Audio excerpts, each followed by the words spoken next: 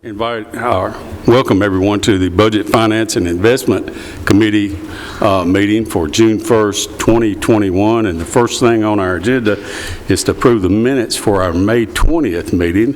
I'll call on our Vice Chairman.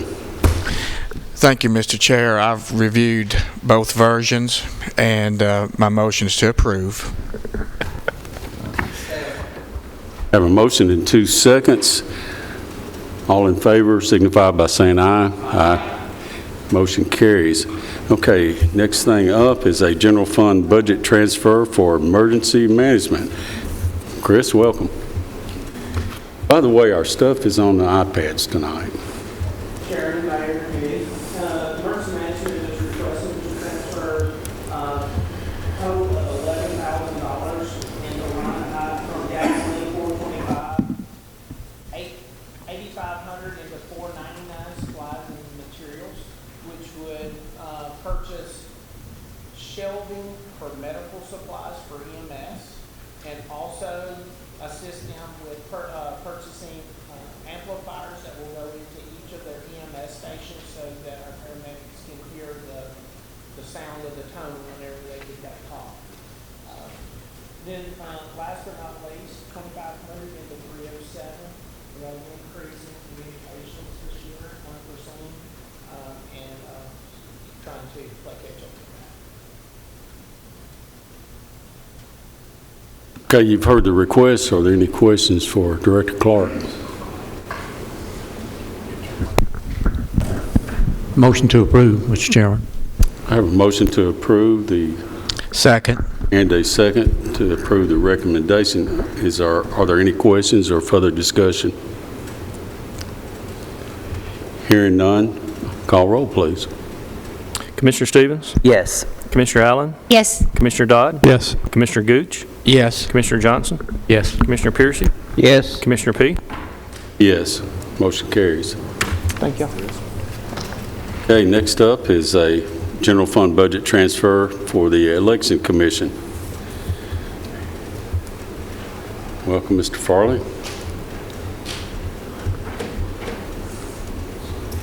Good evening. Have a budget amendment here for $4,300 move out of 196 and to 709, which is data processing equipment, which will give us the opportunity to purchase some additional security appliances that actually for our vote centers that are it's really the brain of the operation, allows us to use those, and that it has a cellular backup. So we've got 20 of them replaced, and so this will give us a chance to 7 more.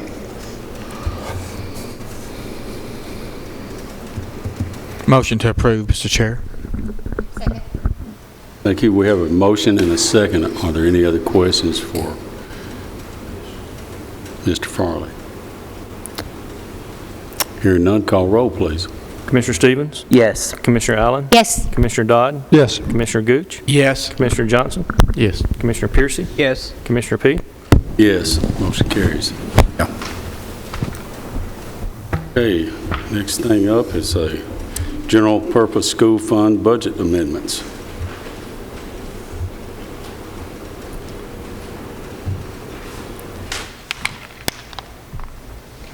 Welcome, guys. Hey, how we doing? Okay, we got our first one is the amended over what we brought before Health and Ed last week or 2 weeks ago. I can't remember when it was, but anyway, we did receive an additional $800,000 from the state grant money for our learning program.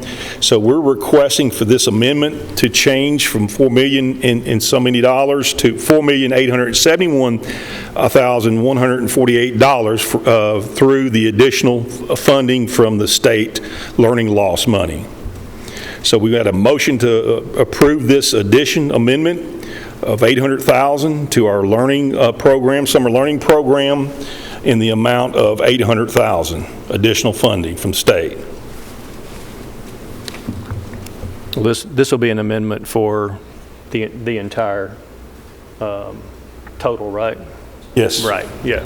So we've just amended it from what the Right. Health and Ed saw last night by that amount, or last week, yes.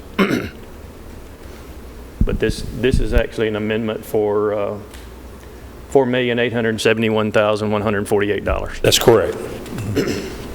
I'll make a motion to approve.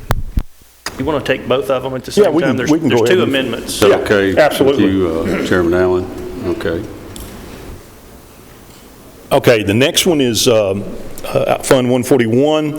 This fund is for fiscal year 2020-2021 budget amendment. The budget's approved through ESSER 2 federal funds to reimburse our general purpose school fund for $4,815,314 for the fiscal year 2020-2021 expenditures that occurred through our COVID pandemic. Items such as additional cleaning supplies, substitute costs, contract cleaning services, additional HVAC filters, substitute for certified COVID leave, as well as already recognized costs for COVID leave for employees, and the earlier school transfer of $1.5 million that we amended from our 141 and moved over into our nutrition fund.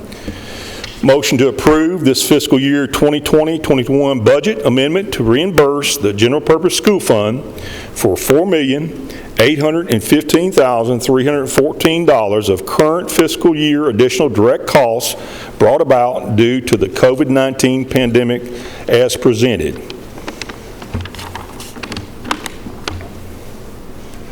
Mr. Chairman, we reviewed these in Health and Ed, and I'll make a motion to approve. Okay, we have a motion. Do I hear a second? Second, Commissioner Dodd. Any questions for Superintendent or Doug? None. Call roll, please. Commissioner Stevens? Yes. Commissioner Allen? Yes. Commissioner Dodd? Yes. Commissioner Gooch? Yes. Commissioner Johnson? Yes. Commissioner Piercy? Yes. Commissioner P? Yes. Motion carries. Thank you, guys. All right, this next budget amendment is from 143, Fund 143, the Centralized Cafeteria Fund, fiscal year 2020-21. Amendment budgets for additional cafeteria salary expenses and food costs to support our summer learning camps, as well as to provide a temporary $3 per hour increase for hourly school nutrition department employees that work during the month of June of 2021. In order to cover the food service staffing needs for the Rutherford County summer learning camps. This pay is an incentive and it recognizes the great need for adequate staffing for school nutrition operations during the month of June of 2021, and the fact that our 10-month hourly cafeteria employees do not normally report to work to serve meals in the month of June. This funding for this one-time hourly increase will be provided by additional federal USDA Seamless Summer funding.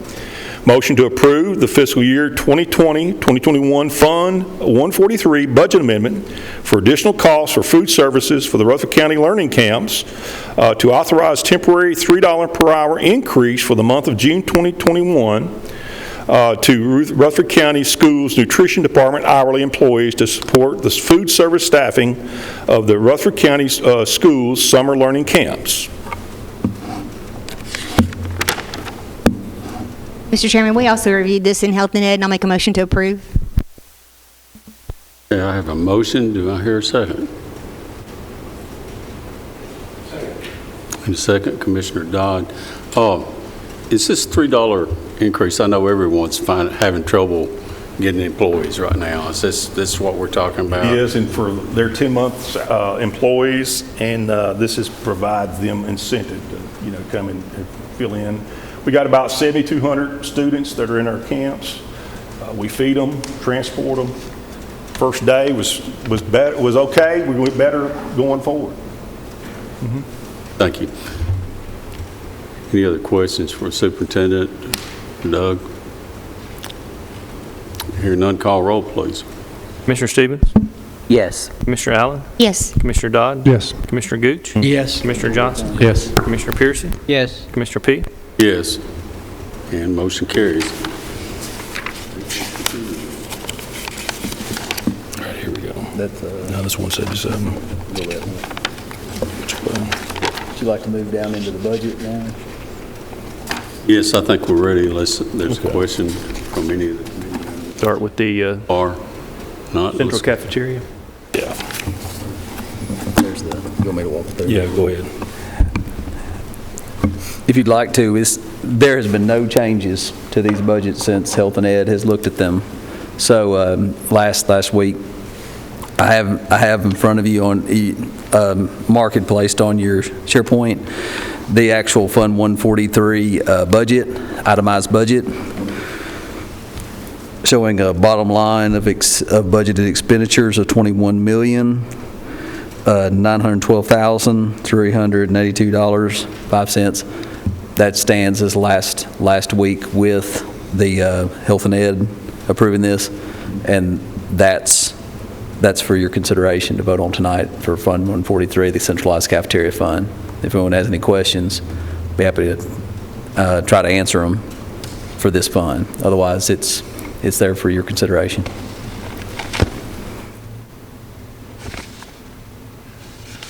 Any questions from the committee? The cafeteria fund's kind of a moving target on us, isn't it? So, I mean, we may see adjustments yet. Actually, it improved when we centralized it this year, and we're probably in better shape than we've been in a long time with the cafeteria fund. A couple of things, too. We have bad debt this year, obviously, with the seamless food service throughout the year. That's prevented that from occurring, too. And that carries on through next year also. Thank you. It was close to $200,000, the bad debt, meal debt last fiscal year, and it's going to be under $50 this fiscal year. So, Mr. Chairman, I'll make a motion we approve as presented. And we have a motion to approve cafeteria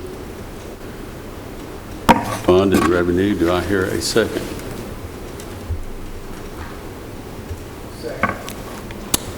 Second, Commissioner Piercy. Are there any questions for the Superintendent or Doug on this fund?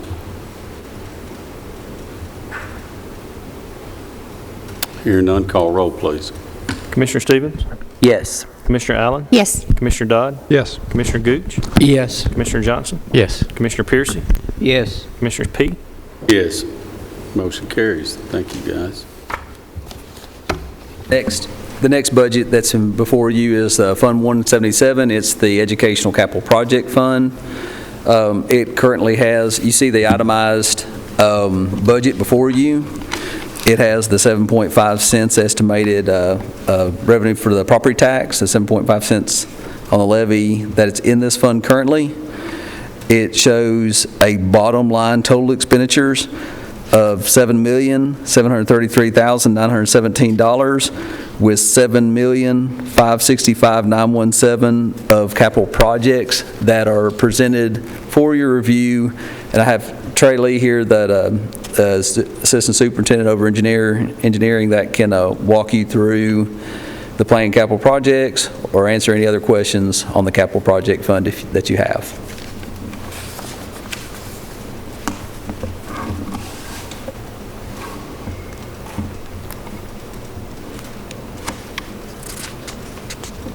Mr. Chairman, if there's no questions, we did review this at length the other night, and I'll make a motion to approve as presented. Okay, we have a motion to approve the general purpose. Let's see. This is the capital projects. Right, Education Capital Projects Fund. Second. Second, Commissioner Gooch. And this is what, third time we've seen this, I guess, now. So, are there any questions from the committee?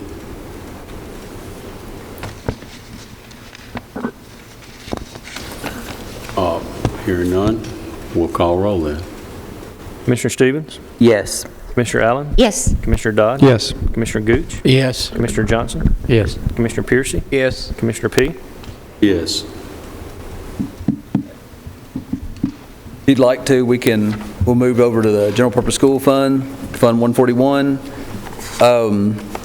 This is the exact same budget version that was placed before Health and Ed, and that Health and Ed voted on last week. There has been no changes on the expenditure side.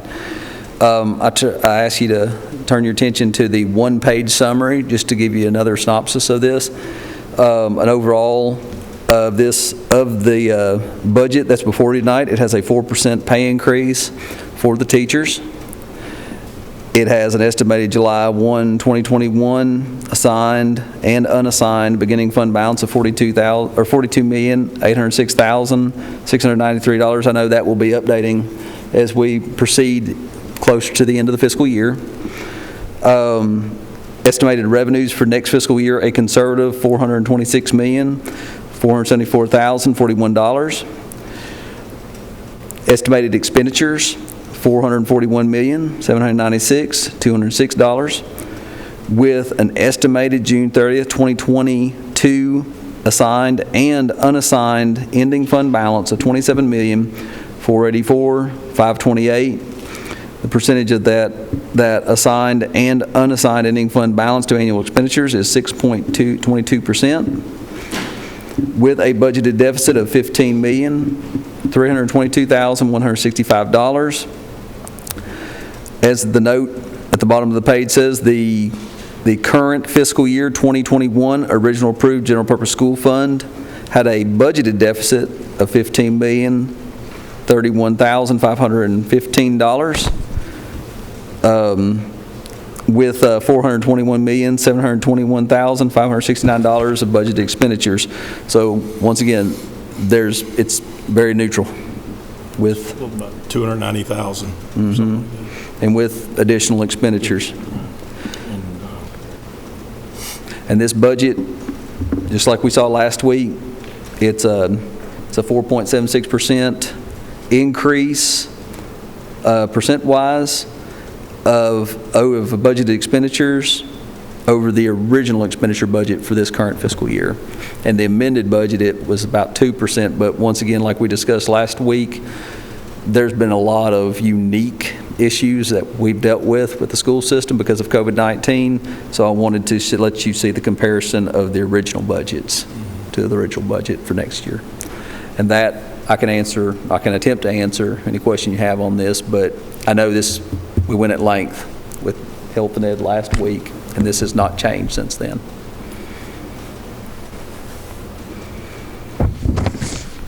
Mr. Chairman, I just want to point out one thing, and that is, and I know we talked about this the other night at Health and Ed, but I think it's always good for people to hear again.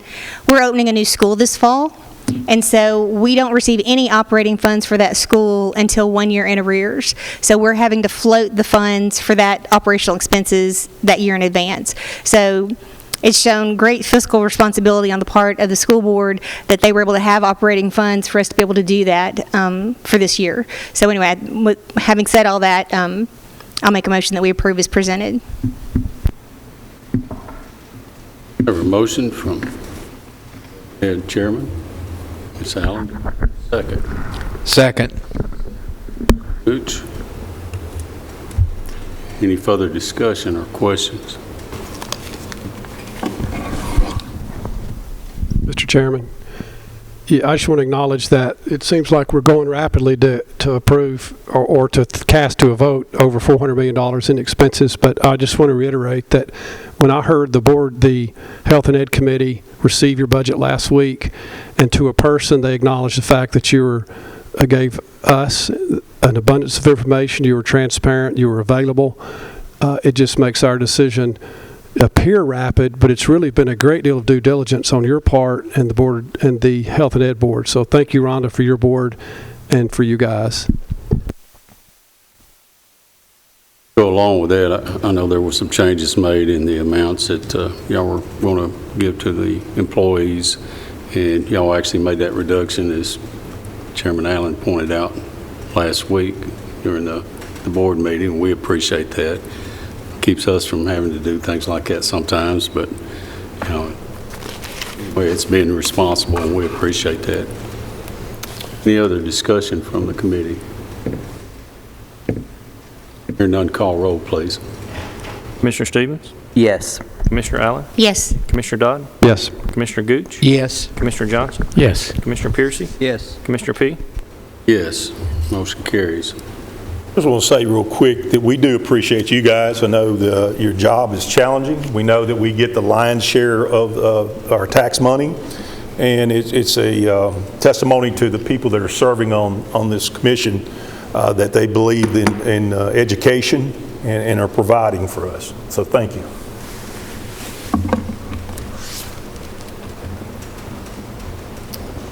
Okay, Lisa, we got anything else we need to go over this evening on other budgets?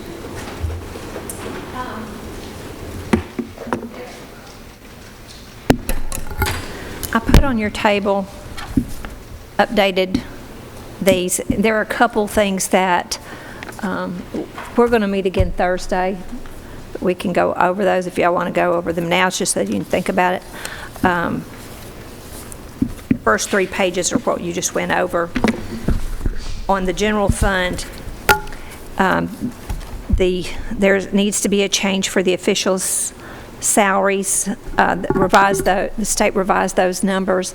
There's a 2% increase that they retroed back into 2021, has effect on us next year, of $21,181.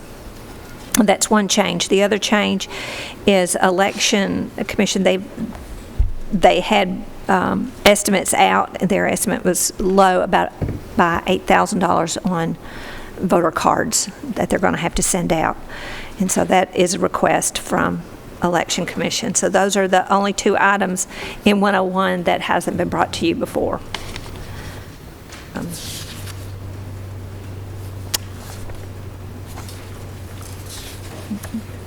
Everything else is the same except for a similar reason. Fund 131 is that increase to that official salary too is revised by the state. It increases it by $3,398.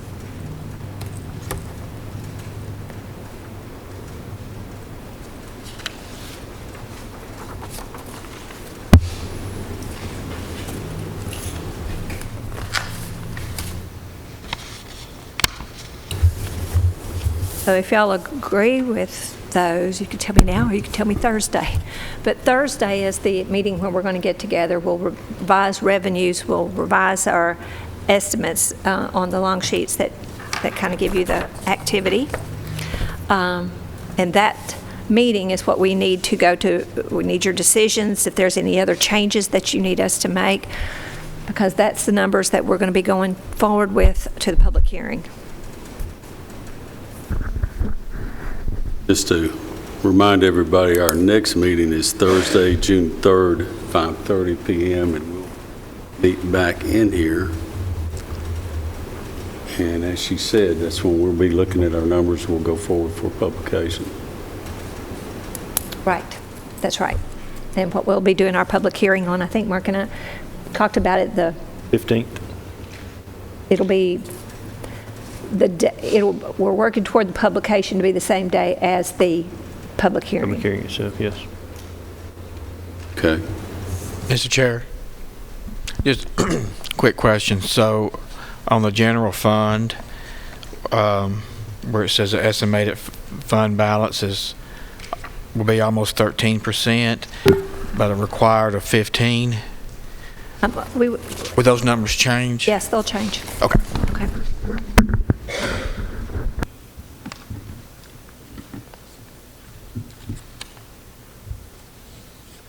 Any other questions for the finance director? These revenues. Commissioner, I know there was, at the Public Safety Committee, there was a recommendation, and I haven't seen the minutes yet, concerning public safety employees increase, and I just got a note on it. Like I said, I haven't seen the minutes, so you might know more about it than I would. We discussed in public safety, just so Mark knows, that we actually had Ms. Stevenson address the committee, and she's actually here if y'all want to hear in detail what we discussed. But basically we're looking at surrounding counties again, and one thing that we've got a policy of doing with our employees is we had made a decision as a county government, and I wasn't aware of this years ago, that we would pay at the middle of the range. So when we're in competition with some of the higher scale counties like Williamson, Davidson, then our pay scale is going to fall below them on the average, because that's what we're looking at. We've been looking at an average. And actually we brought that back to public safety, and I think we're planning on discussing that again at our next public safety meeting and possibly come up with a recommendation to send to budget. Now, I believe we had a recommendation come out of there to look at it favorably from the committee. I think there were 6 of us voted that night, and the 7th member was absent. The 8% increase. Right, and looking at an 8% increase over that. And I'm not sure how much money that would be. Have you got that? Have you got those numbers? $3 million is what I estimate. Is that what you estimate? 3.2 million. So let's, we say we put that on next week's agenda and we can look at it. Maybe you can send us that out ahead of time in an email. Unless y'all would like to hear from Ms. Stevenson. If not, is there any other business? Say Mark? next week's or Thursday nights? I'd like to do it Thursday if possible. I don't hear any. So when we talk about public safety, I will need a definition of what departments that is. Understand. Be able to give you the number. And then the other question I have is when we talk about public safety, in all those what you would consider public safety, you've got positions that are administrative in nature. They're very comparable to other positions in the county. Do you consider those positions part of public safety and that's an 8% increase on those salaries as well? Or are we only talking about those public safety positions that directly Well, you're talking service? The Sheriff's Department, EMA, EMS, and Fire. I mean, to me, that's your public safety employees. I didn't know if you included Juvenile detention, I don't juvenile know. detention, pause, Correctional workhouse. correctional workhouse. I didn't know if pause is included, because those are kind of, they're, But even in the sheriff.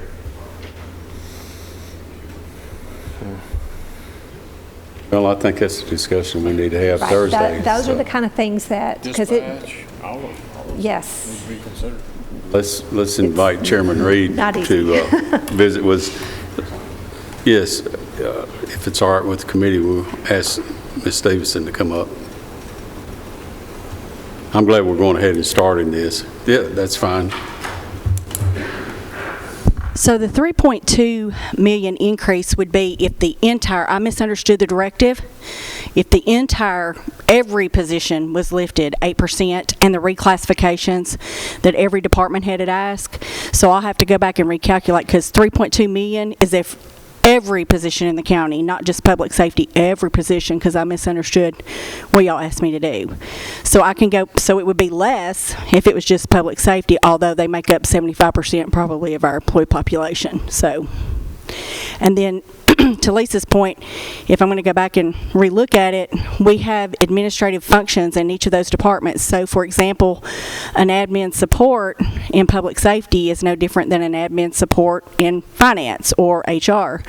So, would you only be looking at those individuals who are certified or classified as, like a detention officer, or would you be looking at their admin people as well? Paul's public health is typically not included in public safety, but they report to your committee. So I would need some clarification. So I can't give you good numbers if I don't. I'm sorry, I misunderstood the instructions. Well, I don't feel that I'm qualified to say or speak for the whole Public Safety Committee, but I know one thing that was mentioned, Commissioner Gammon said that years ago, and I forget what year he quoted, he said we actually had a different tier for our public safety people, and that changed when we went to, I don't know, the step system or something like that. So he said, and I may misquote him, that about that time is when that started seeing the differences in the pay. So I'd rather him, yes. So to that point, Commissioner Gammon was the one that brought that up, and it was only, so when you look at having a dedicated public safety table. It will only include those individuals who are like the certified officers, and then you would have your certified officers, your only rank, so you wouldn't have administrative. So think of it in those terms. So like for your fire, it wouldn't be your administrative person, it would only be people in rank. So your captain, lieutenant, firefighter, fire engineer, ambulance service would just, it wouldn't be like your accounts payables and stuff like that. It would just be your paramedics, your EMTs, your supervisors over the shifts. So when they had that public safety table before, which is what he was speaking to, it was just, and that's how other entities who keep it separate do. It just has like firefighter 1, firefighter 2, patrol 1, patrol 2, sergeant, corporal, sergeant, lieutenant, captain, major, chief. The problem arises is when you start putting rank in administrative positions, or not so much administrative, but I'll just pick on maintenance, and we have sergeant and lieutenant of maintenance. So that's when it gets a little. Well, do we have enough time Thursday to sort through this with everything else we've got going? I don't want to keep us here all night either, but we need to thresh through this. Well, you know, I've kind of set up. I mean, I reset mine up, but I was at the point of which of these positions are we going to say get the 8% and which doesn't. So mine would be kind of fluid based on what all y'all tell me. I mean, I can do it. We can do it on the fly. I've got mine split in multiple columns, so I've got like the mayor's recommendation, that was the 4%. I've got the 8% without any reclassifications, because we had already presented, when we were looking at the information, the firefighters needed an adjustment already, and even with the 8% lift with the adjustment put them where they needed to be. So when I looked to see what our surrounding entities were paying for those positions, whenever we did the 8% lift and the reclassification for like the firefighters, it put them in line with where they needed to be on the median at the 50th percentile. So some of the positions were just the reclassifications, and I believe it was only the firefighters that had the reclassifications in there, and just a couple of the 2 positions that the sheriff had brought forth already were in there as well. So you're saying you've got however we want to sort it out, you've got your all you material got to do is available. tell me, and I can sort it out real quick. So Thursday's not a rush for you. Vice Chairman Gooch. I guess the way I look at it is we're doing this because we're spending 6 months or a year to train someone, and once we get them trained, they're already got applications in to a county that's paying more. Are we seeing an exodus of lieutenants and majors?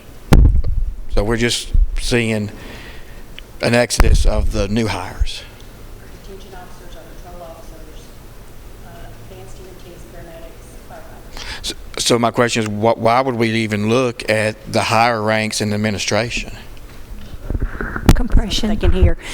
What happens when, so the table is set up to where the pay grades. So what happens is if you increase your firefighters and your people at your base, at your entry, your patrol officers, your detention officers, you increase those individuals and you put them in a higher pay grade, then it's what I call an unintended consequence, because then if you have to keep at least 4 grades in between supervision, otherwise there's no incentive for somebody to become a supervisor, and they need those corporals on shifts and those sergeants on shifts.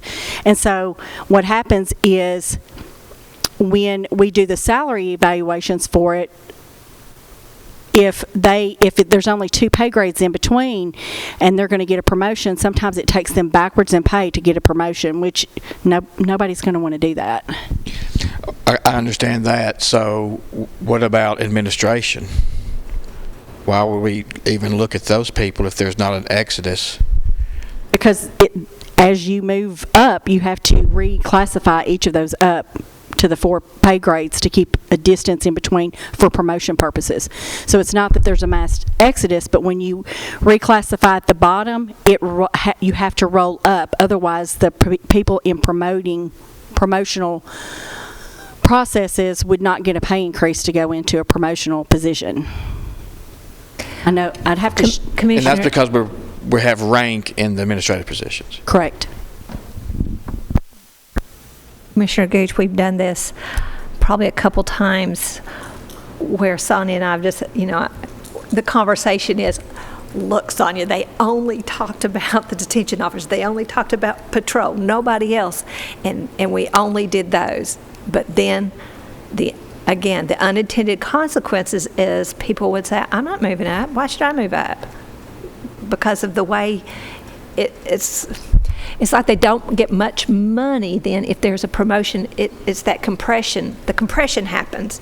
It's like, why Well, move what up? about something like this? So you have the new hires, the training, and we could give like a bonus after so many months as an incentive to stay, instead of changing pay grades. Look at some kind of a bonus, retention bonus for the people who are exiting. It just seems to me if we're going to raise everyone's pay when only these people are exiting and these people are not. So we did an entry-level position, a patrol officer 1, where they have to stay in that position for a year. It's at 2 pay grades lower, and the purpose of doing that was, 1, to get them acclimated to the Rutherford County, and then also, if they did leave within that first year, I don't have my example with me, but Lisa and I pulled a list of all the people that had been terminated in the last 14 years. And what it appeared is in that it was some 900 people in 14 years. 340 something of those people left within the first year. 0, like some people worked a day and left. So 0 days to 1 year, 340 something less. Then the next group was 3 to 5. Then that was another 300 something. But we found that if they stayed around 5 to 7 years, then they stayed. So our turnover is not necessarily. I'll give you an example. Today I got two resignation letters from people who have been here 15 years. So it's starting to dig deeper than just our entry-level people, because everybody like us is needing employees. And so, that's kind of where it puts us.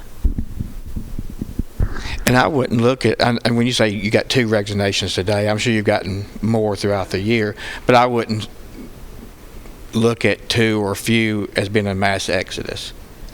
I'm looking at the new hires that we're training for 6 months, a year, and they've got trained, they got all the credentials, we paid for everything, and now they got applications out to another county.